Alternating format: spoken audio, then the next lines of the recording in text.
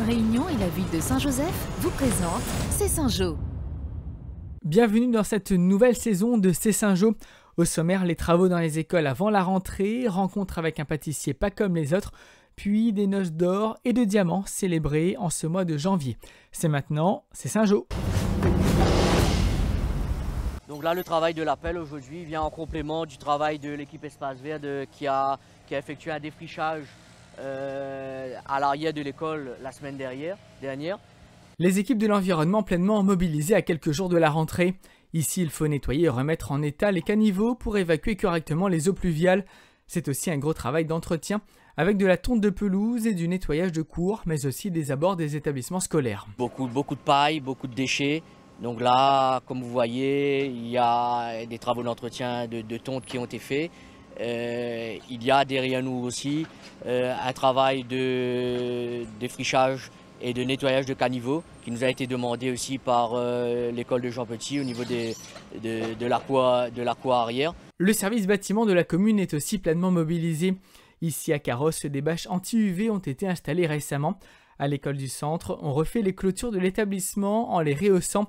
Les travaux de peinture sont aussi réalisés dans de nombreuses écoles, à l'image d'Eliane. On refait la peinture, tout de l'intérieur, des classes, des toilettes, des bureaux, tout.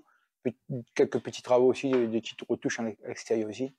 L'escalier, les portails, tout ce qu'il y a à faire, quoi. Des agents qui travaillent d'arrache-pied durant les vacances scolaires pour permettre aux élèves, mais aussi aux équipes enseignantes de reprendre dans les meilleures conditions possibles.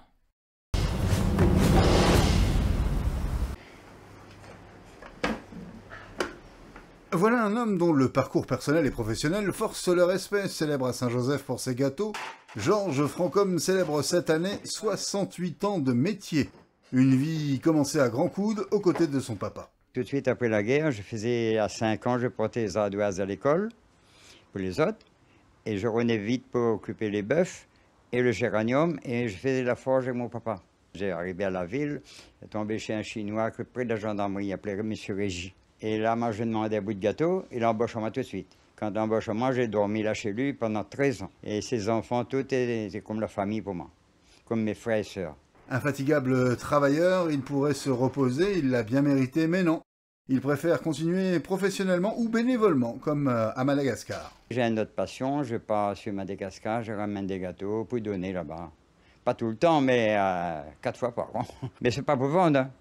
C'est tout gratuit. Parce que moi, quand j'étais petit, rien quand j'avais 12 ans et demi, moi, je mangeais un morceau de gâteau. Et ce deux-là m'a continué jusqu'à maintenant. Et bien, j'ai pensé, j'ai dit, comme avant, j'avais pas, ben, je connais des gens à Madagascar qui, un chou, ils partagent en 4. Hein. Un chou, là, quand même, partagent en 4 devant moi. Ça me fait mal. L'œil pétillant, Monsieur Francom surveille la température de son four à bois, prêt à enfourner les dernières commandes de la journée.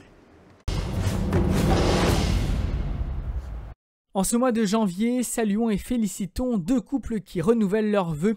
Marie-Hélène et Michel Sylvestre Boyer fêtent leurs 50 ans de mariage, pendant que Léon et Jean-Claude d'Auxiville célèbrent 60 ans de mariage. De renouvellement célébrés en salle des mariages par le maire Patrick Le Breton en personne. Nous vous souhaitons respectivement de belles noces d'or et de diamants. Vous faites la fierté de Saint-Joseph et bien sûr de vos familles.